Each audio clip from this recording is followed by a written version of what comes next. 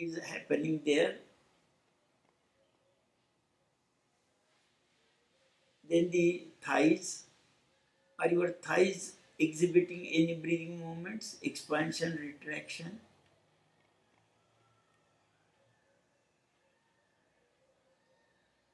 And based on this observation, we are going to make a movement, a wide circular movement in the sitting area and perineum, so that we create a kind of stretching and opening.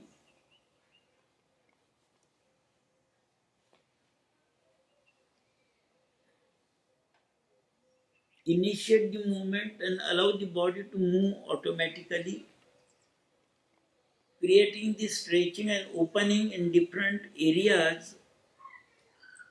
In the sitting area, the contact of the trunk with the ground, and stretching and opening in the sitting area and the pelvic region.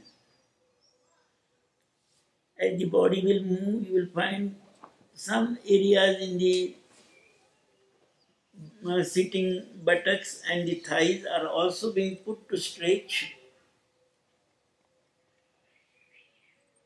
You'll be able to feel that some backside of the thigh is also getting stretched. Then allow the body to go back nicely so you can experience the stretching inside the pelvic area, both clockwise and anti-clockwise movement. And we are not contracting any muscles. On the other hand, the relaxed muscles are being put to stretch.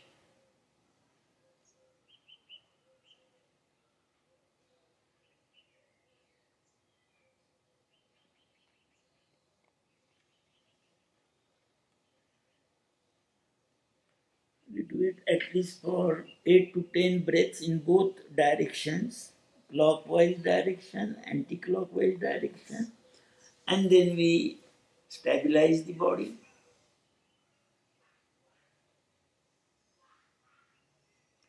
When the body stabilizes, again we try to investigate the sitting area, the perineum and the thighs.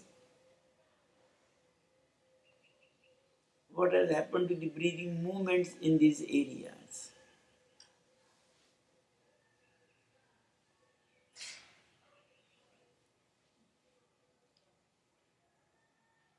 Do you think the breathing movements have improved? Can you start experiencing expansion and retraction in your thighs?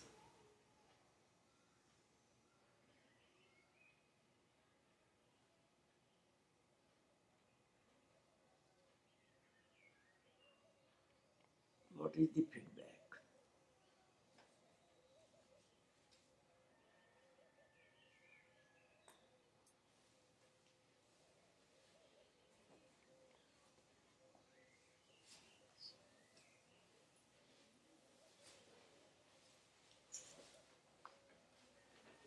Yes, could you feel any difference or there is no difference? If there is a difference, how you would like to describe that difference? In what way? Sensing. There's more sense. That's what I experience. So slowly the irritation starts coming down. Yes. The anger starts coming down because we are able to get some knowledge there from there. And it is a different type of knowledge. And that knowledge makes me to think of using a proper language. It's a change of perception. When you begin to manipulate another way, or another way of thinking, basically, there's another type of perception of your body. That is exactly yesterday I said. Yeah. What we practice, could you call it game, sport, exercise, bodybuilding, fitness training? If no, then it remains only yoga education. Because somewhere if you try to see, oh, there are so many fitness centers, I go to a fitness center, I get a different training. I go to a bodybuilding center, I get a different training. I go in a sports center, I get a different training. I'm coming in a yoga class, I'm getting some Totally training. different.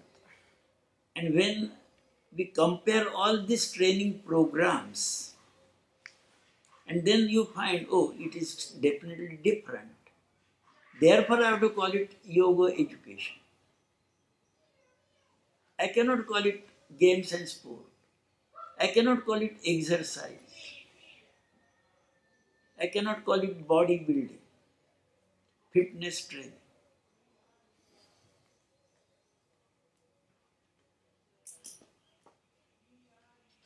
If people are using it, okay, because they have not, might not have yet gone to this either depths or these aspects of yoga education programs.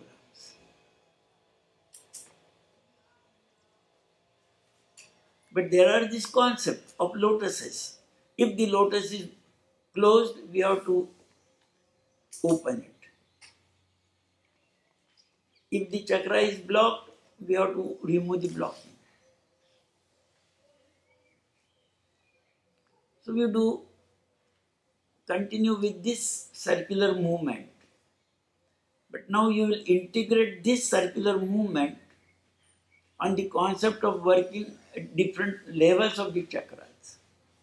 You know, there are 6 chakras or lotuses have been mentioned, and they represent different levels of the body or the vertebral column. So we will be carrying out this circular movement at different levels of the body. We started at the sitting area at the base of the spine. Now we will try to shift and keep the center at different levels. So we once again start this movement at the sitting area as before, trying to create the stretching and opening by both clockwise and anti-clockwise movement.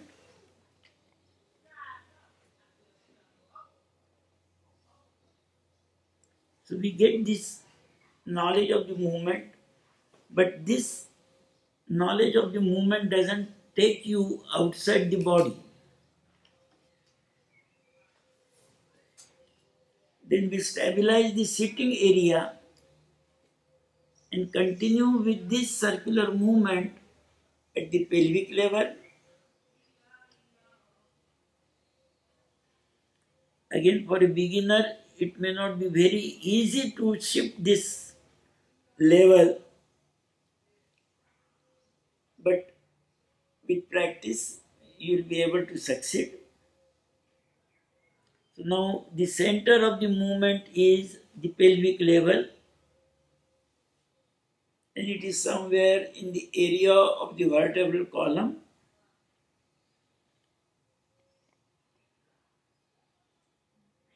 Both clockwise movement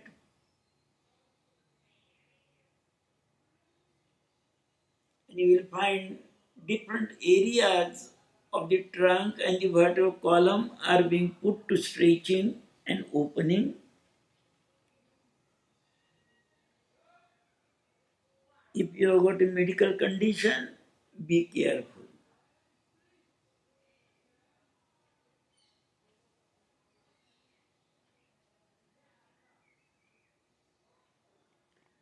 Then we, from the pelvic level, we shift to our attention to the stomach level, and the center of this conical movement now is at the level of the stomach.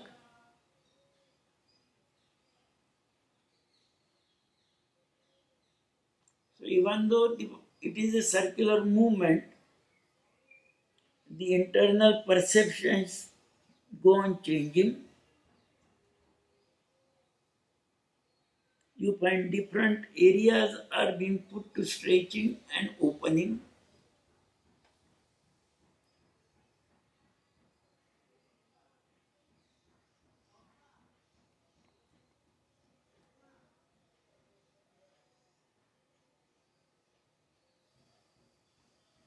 And our mind starts now, the contents of the mind undergoes change. Instead of the awareness of the surroundings, the outside objects, we start remaining aware of these internal happenings, the different areas of the body exhibiting stretching, opening. There may be somewhere some tension, pain, obstruction to movement, free movement. So we start getting a different kind of knowledge. And this knowledge is about ourself or our body. Then we stabilize this movement in the stomach level and continue with the movement at the mid-chest area.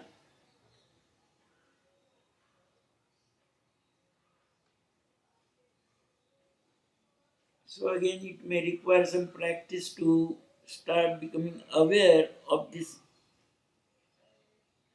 movement taking place in the area of the vertebral column, and whether I am really allowing the vertebral column to move in the mid-chest area.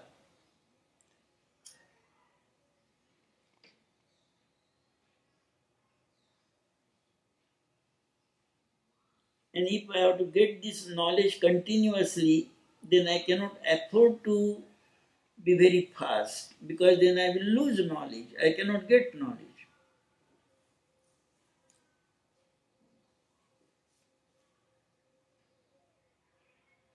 So it will make me aware of a different area of the body exhibiting this movement, stretching and opening.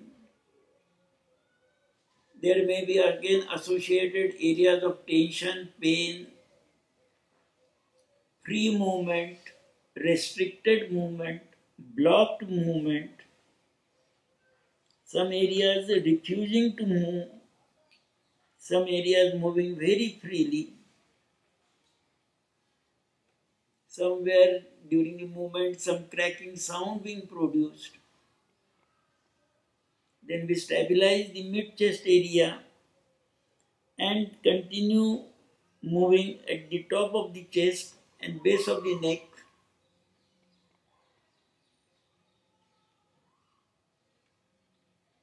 And we continuously monitor or get this knowledge from this movement, from this area.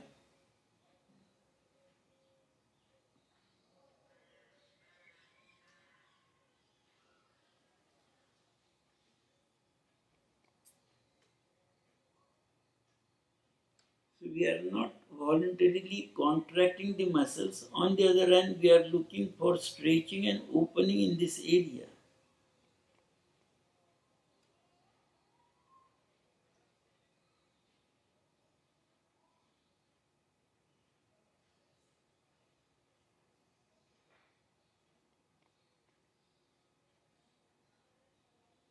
And then we stabilize even this area of the base of the neck and shift the movement at the top of the neck and base of the skull. For some of us, this will be the most difficult practice, because it will take some time to recognize that the movement is really taking place at the base of the skull. Only the head is moving. The whole vertebral column is stabilized.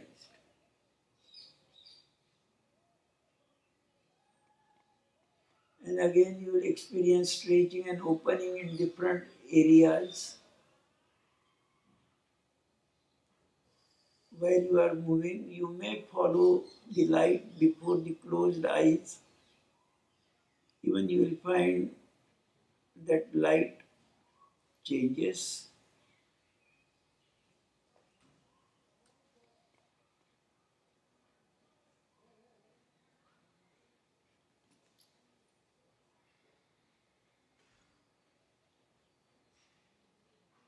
Both clockwise, anti-clockwise movements.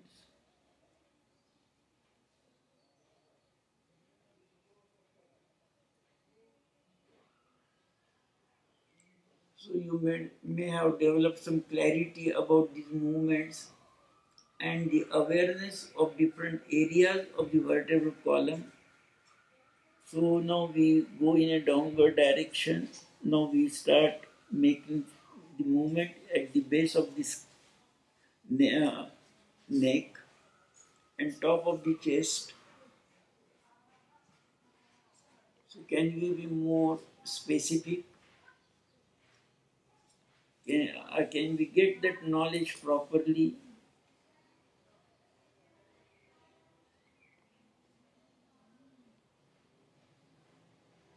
Can you become aware of some suppressed areas of pain and tension?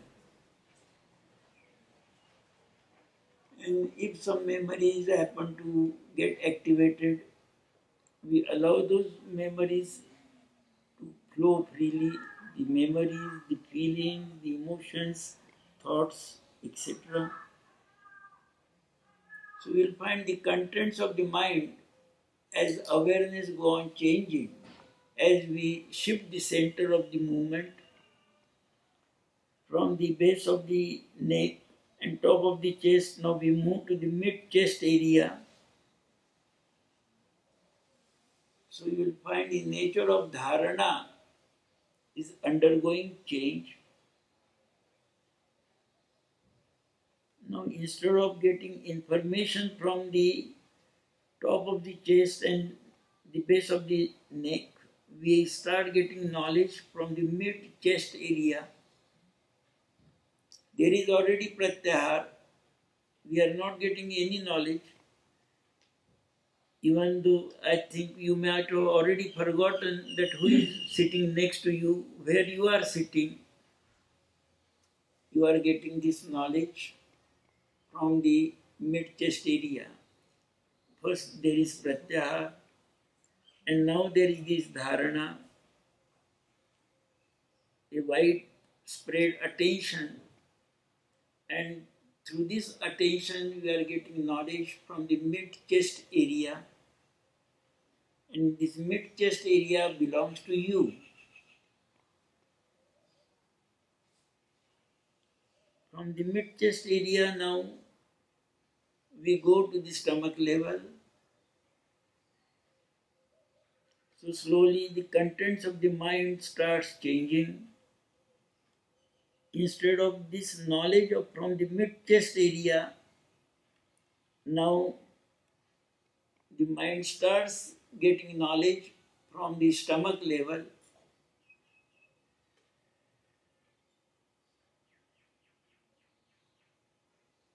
And again, this knowledge is about our own existence, about ourselves. What is the quality of our existence at this stomach level? Where is the smooth movement? Where is restricted movement? Where is tension? Where is pain?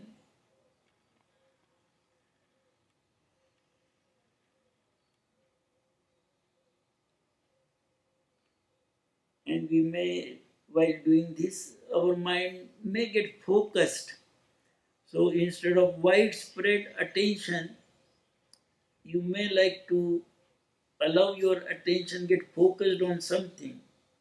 So from dharana, you start going to dhyana. So from the stomach area, now we shift our attention to the pelvic level. So slowly, the nature of knowledge will undergo change. Instead of getting knowledge from the stomach, you will start getting knowledge from the pelvic area. and the memories may shift from the stomach region to the pelvic region. There may be positive memories, there may be negative memories, and while continuing with the movement, our mind may get stuck to some particular memory or some particular area of the body. So from pratyahar we go to dharana, from dharana we go to dhyan.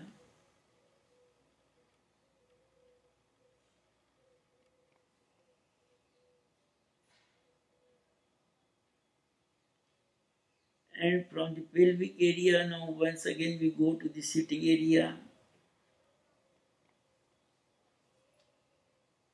So pratyahar still continues. We are not still aware of who is sitting next to us. We are continuously getting now knowledge from the pelvic, from the sitting area. Again the memories, the feelings, the thoughts may start undergoing a change.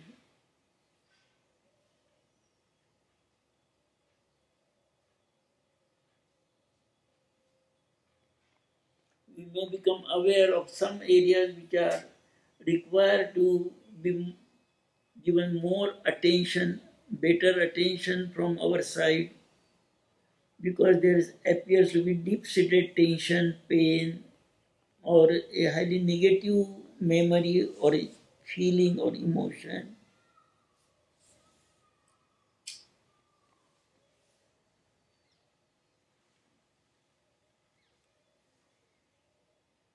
And as you continue to get the knowledge, you may also start getting a guidance from inside, that where you should work and in which direction you should work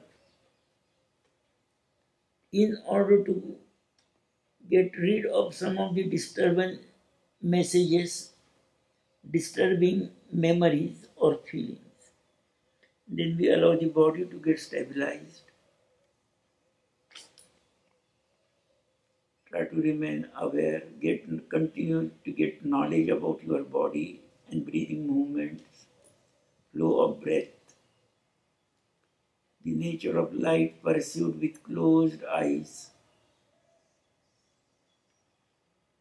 nature of memories, emotions, feelings, thoughts coming to the mind.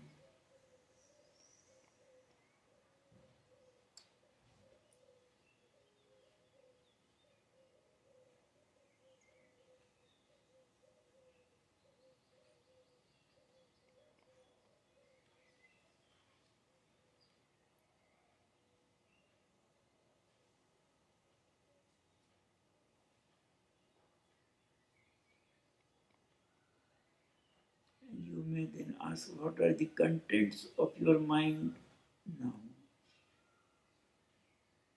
What is the nature of your awareness or consciousness? Are you conscious of something inside the body or outside the body?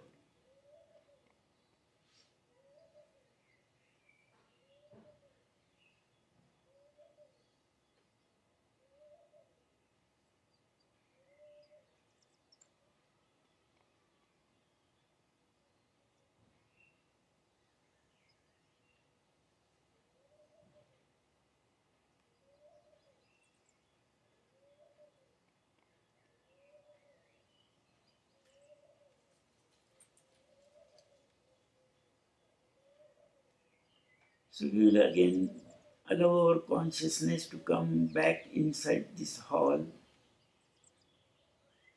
We would like to have some interaction if possible.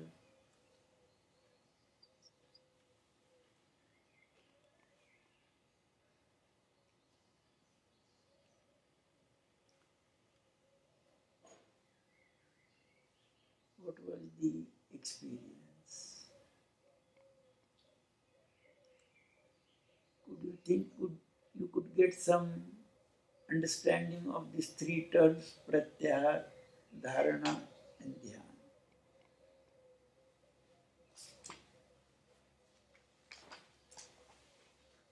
I hope no one went to sleep.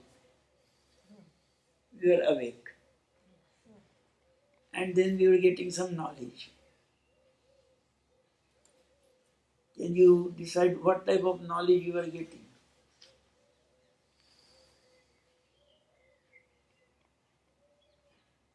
Like when you are traveling in a car, as you change the territory, you are still driving. Driving is the same.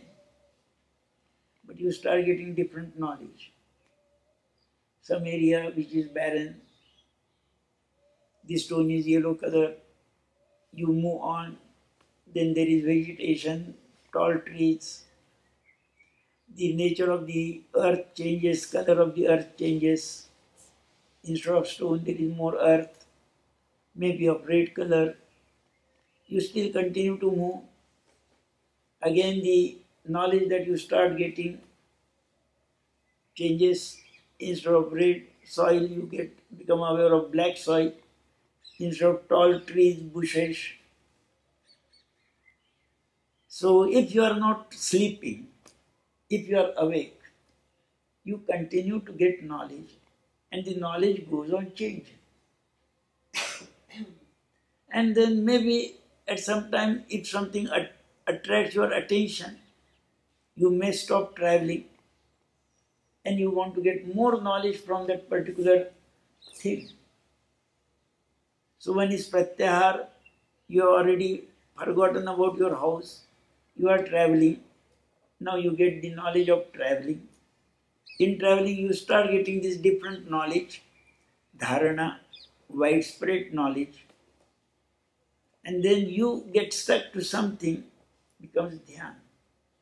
This is how our external life continues. Same thing starts happening inside. You remain conscious. You continue to get knowledge, but the nature of knowledge changes. For some time it is more broad-based knowledge, dharana. Then you want to get more knowledge about some particular thing, you start focusing the attention, becomes dhyan.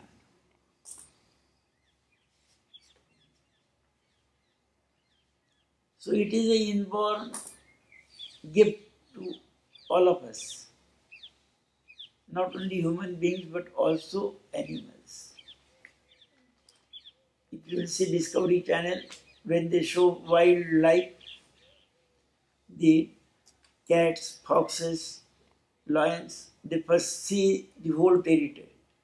Then they spot their prey, and then they become one-pointed to attack. Pratyahar, dharana, dhyan.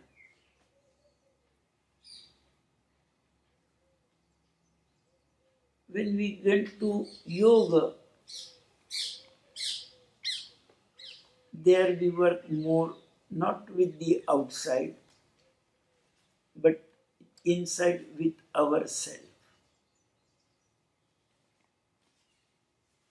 Therefore we say in Indian language, when we say yoga, it is always spiritual yoga, where we go to the self, try to understand the self, try to purify the self.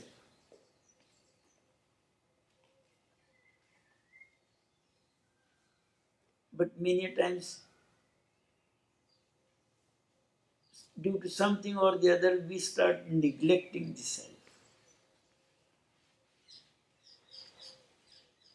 Because something becomes so disturbed that we are afraid of facing ourselves. So instead of cleaning, we just want to have another coating which will appear more fresh, another coating, and we are afraid of going to the origin.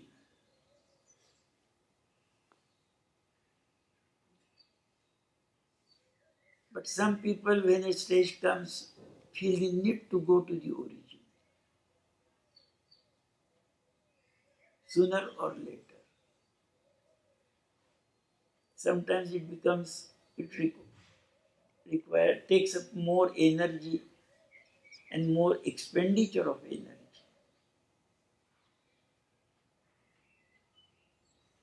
So we try to keep ourselves more and more blocked.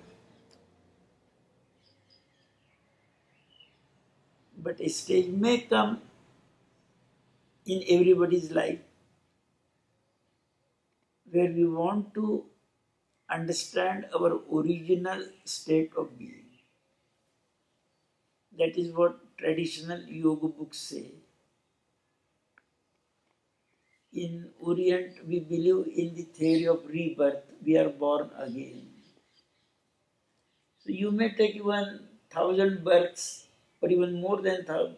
But a time will come when you would like to know your original state of being.